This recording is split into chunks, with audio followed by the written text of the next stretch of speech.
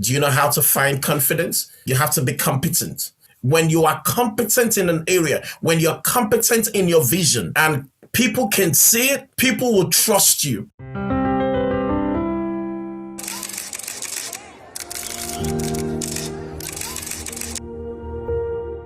What are the areas that I, as a growing leader, what are the areas that as a person that I've got to make sure that I grow in, that are essential to us being successful as leaders? And that's kind of what I want to talk about today. What are the central areas that a person really needs to grow in to be successful? And number one, let me give them to you. Number one, confidence. Confidence. Great leaders are confident in themselves. They are confident in themselves. And I always say, do you know how to find confidence? You have to be competent. So when you're competent, you will find out that you're confident in something. So great leaders are people who are competent in their vision. They are confident in people. And the result of that is that the result of that confidence, the people are then confident in them as their leader. When you find an area of competence, when you are competent in an area, when you're competent in your vision and people can see it, people will trust you. People would have confidence in you being their leader. So a confident leader gives people confidence. So the one area I must grow, the one area you must grow is in your confidence. And how do you grow your confidence? What are you competent in? The challenge is many of us are trying to learn so many things. Just pick your area, stay in your zone. Stay in your zone and be so competent in it. I said last month, you will find out that when you're good in one thing, I don't know if it was on the leadership call I said it, but I said to one of my teachers recently, you'll find out that when you're good in one thing, people naturally think you're good in many things.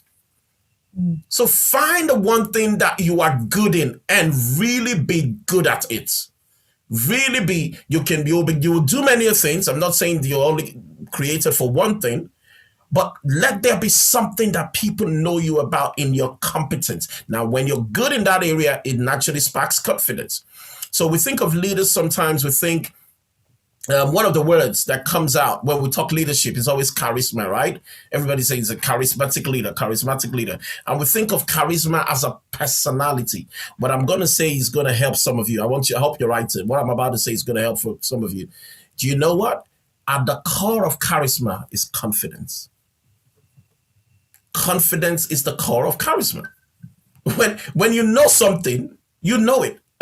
Your personality and everything will begin to shine through it. If you I'd like to use examples. If you saw someone like Ishokwe come on her weight loss journey and things like that, right? And how she's become competent and confident in. Nowadays, she shows up with it. So when she comes on Instagram and shows off her flat stomach and all those things, it's her charisma is now coming through it because she's now very competent, right? I will never, ever go on Instagram and show myself doing exercise. People will lose the confidence they have in Coach Aaron straight away. In that moment, they are never going to believe any other thing I do. Never. Never, you see? So that's the thing. Just get good at something. And unfortunately, the way the world works, I told somebody, I told a friend of mine, I said, you speak English very well. I said, do you know you can take this English and really create something about it? And people will just think you're good in every other thing. That's just life. When you find an area of competence and grow your confidence in that area, your charisma, your personality begins to ooze through that stuff. So a lot of people who are threatening me in that area also, BBJ is running every day and showing on Instagram. What is wrong with all you people? What is wrong with all you people? Why are you people terrorizing the world? Why? That's not part of the plan. But anyway. That's part of staying accountable. Yeah, I hear. We're working on it. Instagram is about accountability sometimes. We're coming. So when you see a person that has charisma, the core of that ability to be free and open and enjoy their life, that's actually what people call charisma. It creates that opportunity for them to just be free, enjoy their life. At the very core of that is that they're confident in themselves. Confidence in themselves.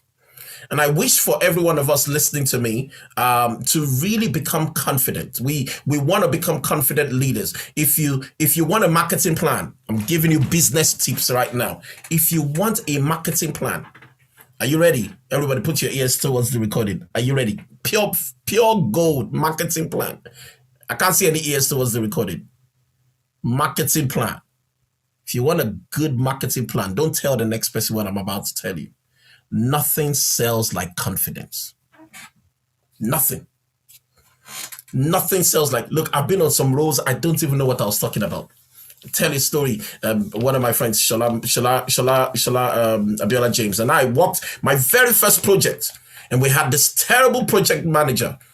And unfortunately, Shala and I were in the same group, but people didn't know we knew one another. And we were just yanked into a meeting, and this lady, terrible project manager, just said, this and this, you guys have been here for 3 weeks. Shala is a very spiritual person. She started speaking in tongues, just started praying.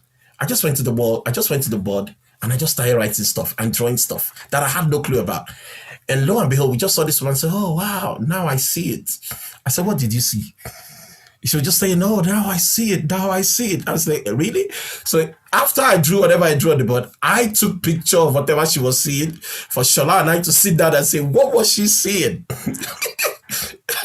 Confidence, your biggest marketing plan. Nothing sells like confidence. Nothing. Once you're confident and you truly know, now let me qualify it. If you're going to be a confident person, be somebody that people know. Let it come from the place that you truly know you want to help people. There's a lot of scam out there.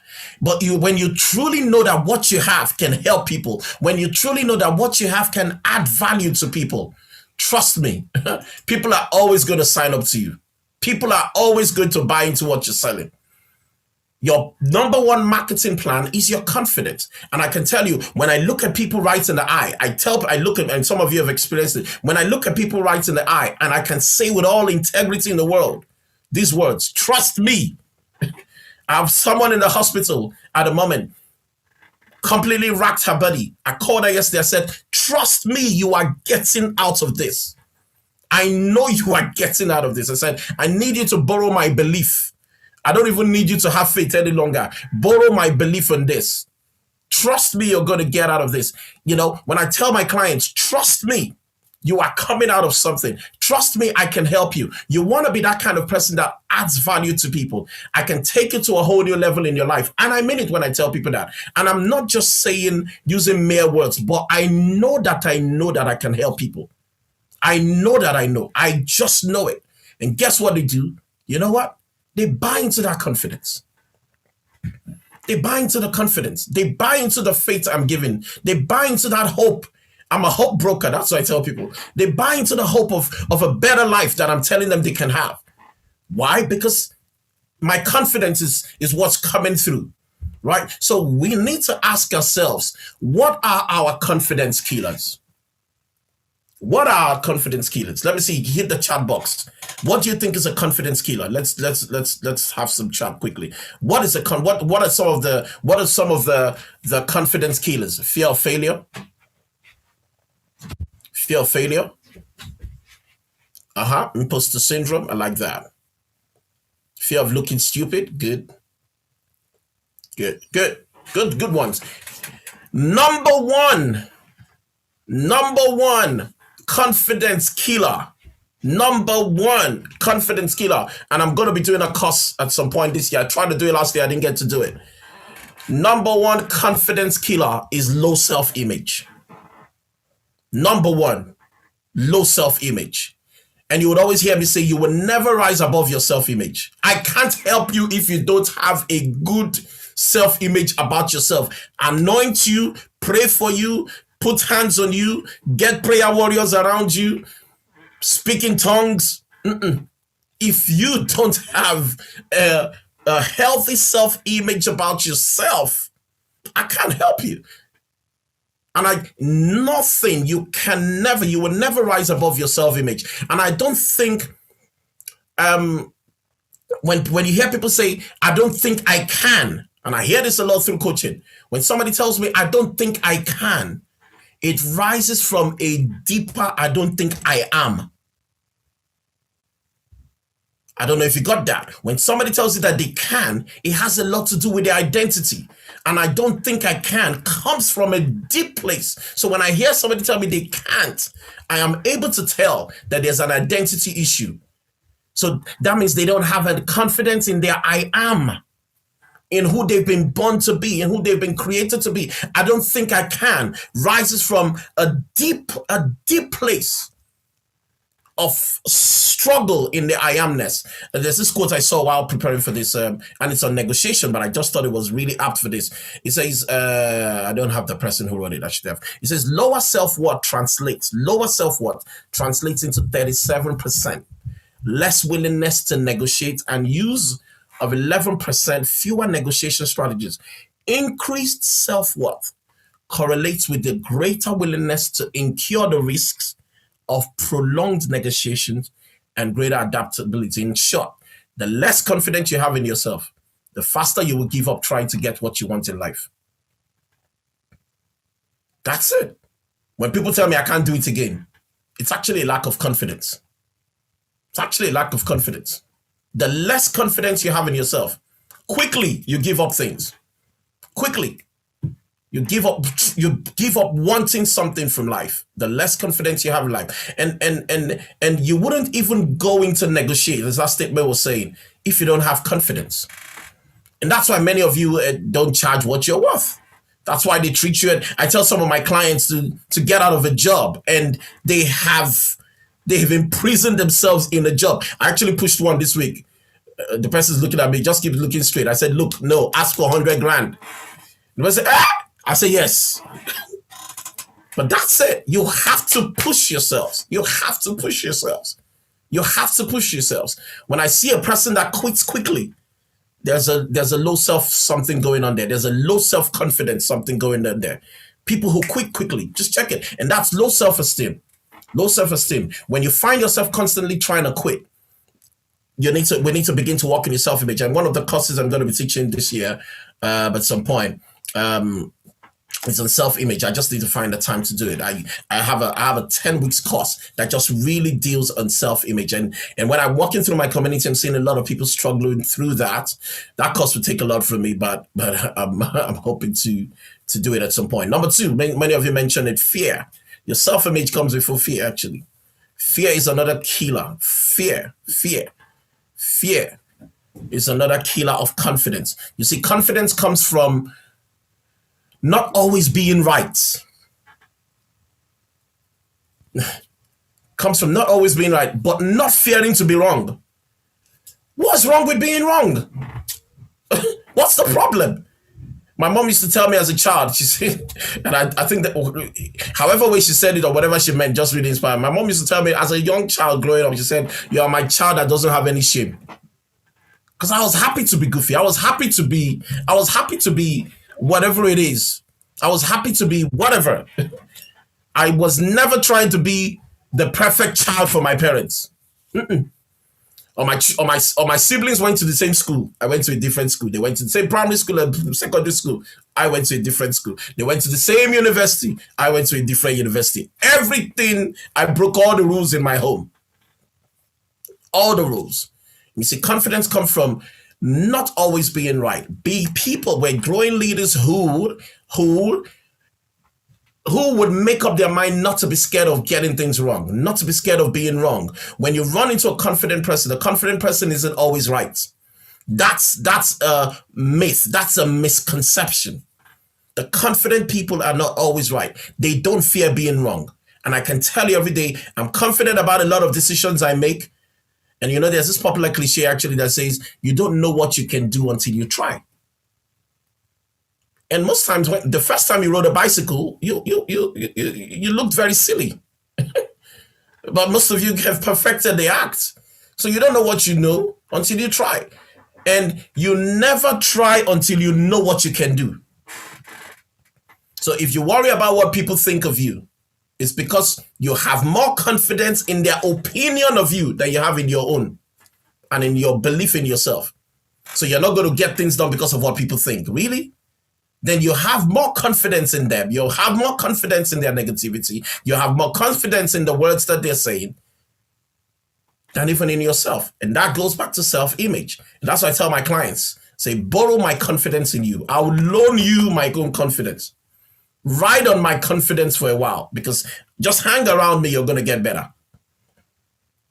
The third confidence killer, I'm really trying to run quickly today. The third confidence killer, the first one, low self-image, because I want us to all have a conversation at the end. Low self-image. The second one, fear. The third confidence killer is other people's opinion of you.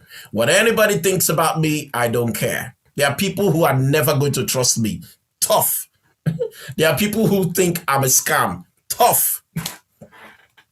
I am not going to make everybody happy. Some people still judge me by the me they knew 10 years ago. Some people still judge me by the me they knew 25 years ago. Some people still judge me by a mistake I may have made 3 or 4 years ago. I am not going to make anybody happy. I am not here to make anyone happy. So you can't live your life based on other people's opinion of you. You know what that does? It sucks the confidence out of your life. It sucks the confidence out of your body. If you worry about what people think of you, it's because you have more confidence in their opinion than you have in your own, or of your own opinion. And I see people all the time. I wonder what they're going to think about me. I wonder what this person is going to say. Who cares what they think? Who cares what they think? I was going to say who gives a crap. Well, I've just said it. Since when? Since when? Why do you have to feel so low with your self-image? That you lower down your opinion of yourself so much that you let somebody else walk into your life and trample it. It does not work be it in a marriage, be it in a relationship, be it in a boyfriend, whatever it is, be it in our work. Nobody has a right to walk in your life and trample it. Nope. Absolutely no. And nobody should be giving anybody the opportunity to do that. Nobody has a right to do that. And I see people do it all the time. And that's why it's showing up in our jobs. It's showing up in the things we're creating. Nobody has a right to do that. When you get confident, you will not let people walk all over you. You won't let people take advantage of you. You will not let people all the time manipulate you. You won't become a victim of everyone else.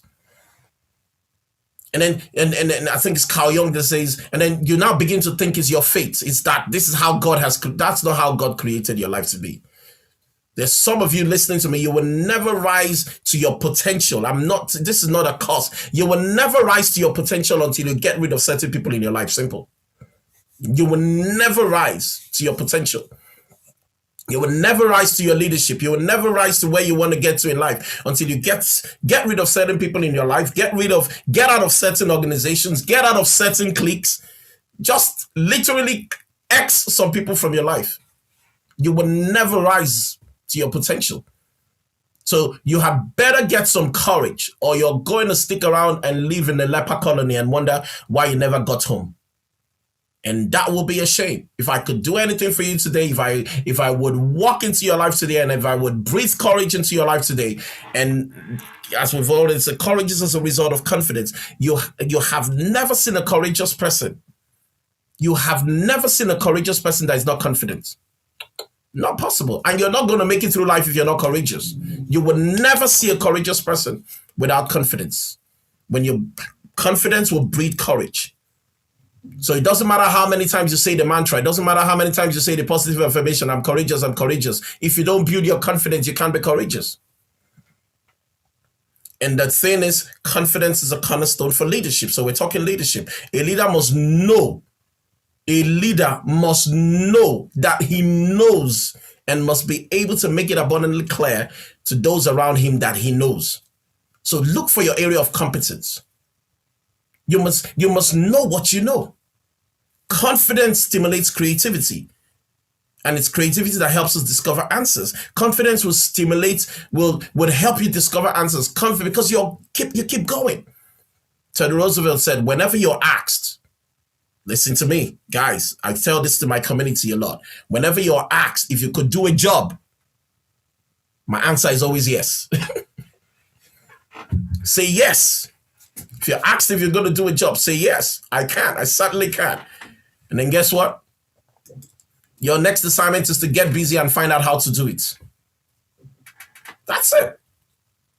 Find out how to do it. But if you're going to grow, if you're going to stretch your confidence, be a yes person. Be a yes person. Especially when it's around your purpose and your vision. Be a yes person, because guess what? You're going to grow through it. Your assignment is not to knock that thing out. Your assignment is to say yes. Your next assignment is to then find out how or who can help me with it. That's how it is. That's how it is. You could get busy looking for how to do it. And I'm constantly doing this. If you know me very well, I'm constantly doing the amount of time I've told somebody yes, and I smiled and shook their hand and walked away and said, okay. What's next? Then I call certain people in my life. We have this thing, we have this thing. And the way I'll talk about it, I'll be talking about it like I had it all figured out. I never have anything figured out. I never have anything figured out. The reality is confidence will change your life. The second area is courage. And I'd like you to consider these thoughts about courage today. Courage is the willingness to let go of the familiar. The willingness to let go of the familiar. Many of us are not growing because we want to keep staying at what we've always known, what we've always done. Until you're willing to let go of your familiar surroundings, until you're willing to let go of how you've always done things, you're never going to grow your courage muscles. Courage is the willingness to let go of the familiar. What you have known, what you have done, actually, what you have known, what you have done hinders you from being what you could become. So you hear people say, "Oh, this is me." So what? So I hear clients all the time. I think I still said it to one of them. "Oh, I'm getting back to my old." Why do you want to get back to your old? Why do you want to get back to who you used to be? Why are people praying for a new and go back to an old normal? What you have known, what you have done hinders you from being what you could become. Because the reality is life expands or shrinks in the proportion to your courage. So Moses, he showed up at the Red Sea. Life opened up. Today we talk about him as the guy who opened, who the Red Sea parted for. So Peter, he showed up and he decided to step out of the boat. And today we know him as the guy who walked on water. Life would expand to you. Life would open up to you in the proportion of the courage you're willing to, the courage muscles you're willing to tap into. And to the level that you want to implode in your self-image, life will shrink with you. So the decision you have to make is, do I want to expand or do I want to shrink? That's it. Life expands or shrinks in proportion to your courage. And that's why I said the other day, respect is earned on difficult terms. Don't be afraid to have those difficult conversations. Don't be afraid to take those difficult tasks. Don't be afraid to do things that you haven't done before. Don't get stuck in what you have always done. Don't get stuck in what you have done before, because what you have done before would hinder you from being what you could become. Now, many, many great things have begun with a single act of courage throughout history. And today, a person steps out and makes one courageous decision. And guess what? And every one of you has experienced it. It becomes like a domino effect. So when you're telling your story, you say, oh, this was the first thing I did. That one act of courage then creates that domino effect. Anyone experience that? I don't have my chat box today. I can see a lot of messages here. Let me see it. Has anyone experienced that? Where just one act of courage just creates this whole domino effect. One thing goes on, another thing happens. You are now in a new opportunity. You are now in a new zone. I read a quote this week, and the Stanley says, we have to step out and take the first step because we may never know the ripple effect. I'm not sure I've quoted it properly. But everything, courage starts and creates a domino effect, a ripple effect. So you have to step out, take the first step, and you will never know the ripple effect. Every one of you on this call has a testimony like this. Every one of you on this call has a story like this, where you did something first, boom, and the rest is history. So imagine if every day you wake up and ask yourself, what courageous move am I going to make today? What courageous step am I going to take today? In what area am I setting the intention of courage today? How am I stepping out? What am I going to do today to grow my courage muscles? And for us as leaders, our decision is to always do something courageous. And guess what? It may result in something greater than you have ever imagined. So my encouragement today is step out.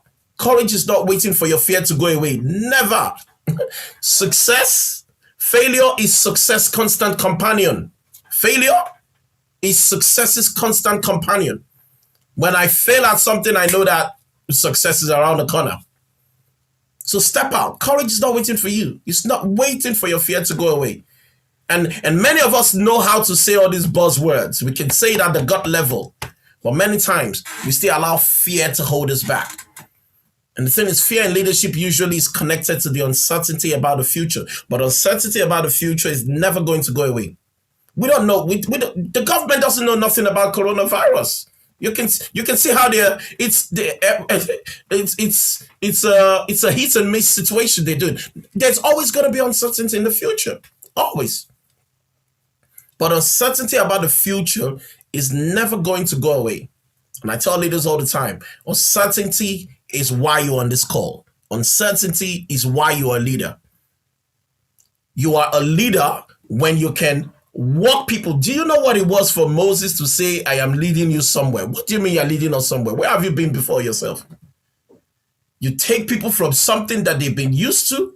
You take people from the food that they've been eating, the community, even though they've been suffering, but we've gotten used to it. And many of you are already in that pattern. Many of you are in jobs you don't like, but you've gotten used to it. Many of you are in cycles you don't like, but you've gotten used to it. And then this silly guy coach says, come, I can take you to a better place. I think you can earn more money. I think you can do this. He's like, what do you even know? What do you know? You're not driving a Range Rover and you're telling me I can have more. You're not doing this. Do you understand? That's how the world looks at us. That's it. But that is why we are leaders. We are leaders. The very reason why we're leaders is that we can take people through uncertainty. Uncertainty about the future is never going to go away. And leaders, the reason why we're leaders is for uncertainty. That's the very reason why we're leaders. Because guess what? Uncertainty would, how do I put this? Uncertainty will give you job security. If you're somebody who's constantly breaking the doors and constantly creating things out of nothing, you'll never be lacking in a job. You'll never be lacking in opportunities. Because whenever there's uncertainty, there'll always be need for leaders. Whenever there's chaos, there's always need for leaders. Whenever there's uncertainty, there's always a need for leaders. Always, which means if you're somebody who's always stepping out, someone who's always stepping out in the unknown, if you're somebody who's always stepping out in the unknown, to step out in the unknown requires courage. One of my clients who's on the call was so afraid to go after an opportunity recently. Why? Because the Home Secretary announced that they're going to be quarantining people when they come back. I said, so what? If I need to be quarantined in a hotel for 100 days because of my dreams, by all means, lock me up. But I'm not going to travel and chase my dream because of someone else's own job situation. And guess what? That was uncertainty. But guess what? This person traveled and came back, and the quarantine situation hadn't even kicked in. So can you imagine how that person would have held back and not stepped out just on words? And many of us don't move on in our lives just because of something someone said. So leaders are always uncertain. Any leader that tells you that he got it figured out is a scam. It's a scam. Because the test of your true leadership is you taking people through uncharted waters. You know, back in the day, I can't remember if it was Churchill or one of the British soldiers back in the day, when they were fighting Germany or one of those things. They crossed over. He went to sea, burnt the ship, burnt their boats, and told everybody, hey, we have burnt our bridges, we're not going back. It is unless we win this fight, we're all dying here. That man was not sure that they were going to come back. So uncertainty is why we're leaders. Leaders are always uncertain. We are never sure. But that does not eliminate courage. It is courage that gets people to move, not certainty. Courage is what gets people to move. When Mahatma Gandhi got up, when Martin Luther King got up, people moved because somebody was willing to rise up. Somebody was willing to be the voice of courage. And the thing about courage and why you have to become citizen, courage is living out your conviction, even in the face of fear. Living out your conviction in the face of fear, because fear can be a speed bump.